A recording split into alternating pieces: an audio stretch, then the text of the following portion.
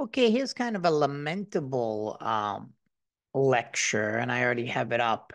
As you can see, this is suicide by gender. So I kind of cleaned up the data in order to measure the extent to which suicide might be applicable to doing research. And I see suicide as a national security and public health concern. So there's a lot of different independent variables you could use. The one I'm using now is just a simple female and male to keep it um, simple. But you could do like veteran, not veteran, as you read in the article I put up on veteran suicide. So they're measuring essentially like deaths per 100,000 resident population, age adjusted, etc. So we're not really as concerned with that, but obviously it goes without saying the lower estimate of that percentage, the better. So we're going to work with two variables here.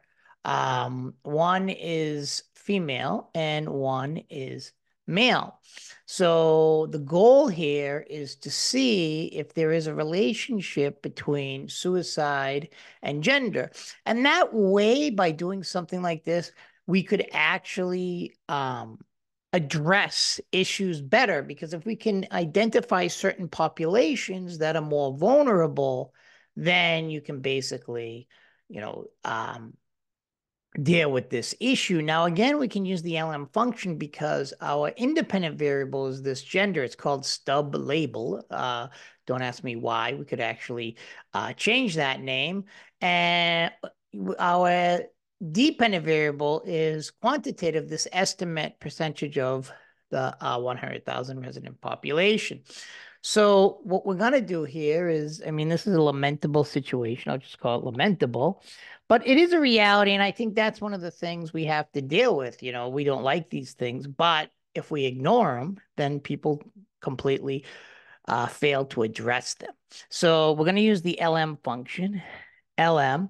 Now remember, our independent variable, right, is stub label. I know it's a weird name, but and the independent is estimate. What happens if I say I put the stub label first? Right? It pops up. You know, this is already uploaded and attached. And then you do the tia tilde, and then you do estimate, right? And then I do, because not that I have any stub label or estimates in RR Studio, but just so RR Studio knows which data you're exactly talking about, we're going to put data equals. Now watch, see, it will not recognize that. That is why if you're going to use, oh, it did. Stub label is the, but as you notice, all the errors, etc., it's supposed to be the opposite. So I'm going to go back up. Remember, the dependent variable is always first. In this case, it's the estimate of suicide. And then you have the stub label. Now notice there's no errors or anything else, so it'll be okay. So we're going to do a summary of this lamentable situation. There it is. And read the data. Now, this data is pretty intense because remember, female is first because A, B, C, D, E, F. Female becomes before male in the alphabet.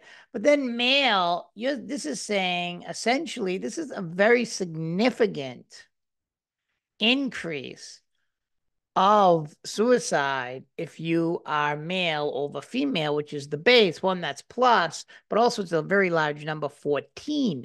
Remember, the t value is seeing if it's moving, not just staying at 0, our slope, and that's a really high t value, as you see here, right? That's the likelihood we would get a relationship if the null were true. That is, there is no relationship, and you want that as low as possible. Well, you're not supposed to want, but that indicates that the data is moving attributable to the independent variable, not by chance. So it's not moving by chance events, but because of this gender variable. So then you look at this R squared. That's one of the highest R squared, showing the variability in the data, right? Which we're going to see with the box plot. in this case, that's a very high correlation, for the lack of a better word. And the residual standard error, what it's not explaining, the model fits better if it's lower, is incredibly low, 1.083. Although I've seen it lower, that's on 81 degrees of freedom, 79 minus the independent variable and dependent variable. So this model, lamentably speaking, is a very, very good model because it's saying gender significantly determines suicide. There is a strong relationship. We could say statistically significant. Remember, anything 0.05, which is hard to get, anything lower than that is statistically significant following the logic of statistics, which is saying, we're getting a relationship attributable to the independent variable and not just by random events and chance. But the real way to see as well is by I just ran a ggplot on it. I'll just do it again to see. Now, remember ggplot, then you've got the name of this, right? Then you've got plus. Sometimes I just get it out of here and then just fill in the blanks. Then you've got the aesthetics. X comes first. You don't have to say X. And that's the estimate, the independent variable, which will be on the bottom. And then we have, stub is actually, what do I want on the bottom? Estimate would not be on the bottom. Stub, I'm getting confused by these words. Stub label. And then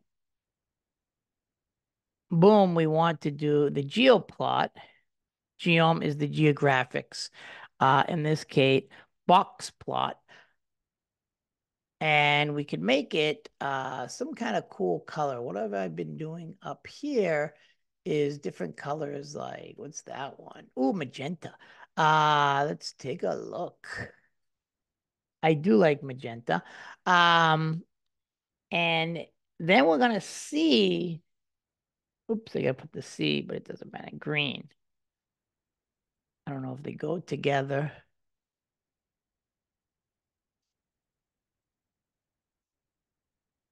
So here we have the box plot. This is the estimate going up, and this is male, and this is female, the magenta, and then the green is male. Although the green isn't really green. There are different levels of green you can use. General green is kind of a brighter green. And you see this is one outlier here, right? And then you have the higher. That is just a very lamentable situation. But as you can see, the male population is significantly more vulnerable to suicide, according to this data, which is from the CDC, than females. It's a small data set. It is a sample, but still, this is still indicating a wide gap between them. And then you could do it through ggplotly, which is pretty cool. Woohoo! And then make it interactive.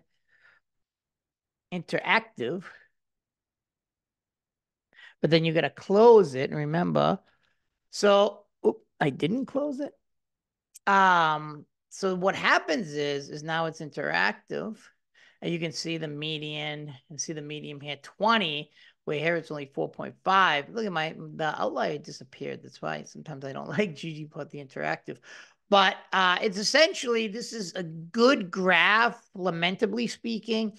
If you ever do a research, if you ever do something on anything that uses box plots, this really demonstrates the difference between female, which is significantly lower than male. So we could say, we really need to address suicide also in female because, it is happening, but in men. And then you could go and look for other variables, age, veteran or not, regions, northeast versus south versus say west, etc. There's just a broad range of research you could do on this, but I do consider this a real national security and public health concern for the United States of America and elsewhere. Thanks a lot, everyone, for watching, and I hope you're learning how to use R in R Studio.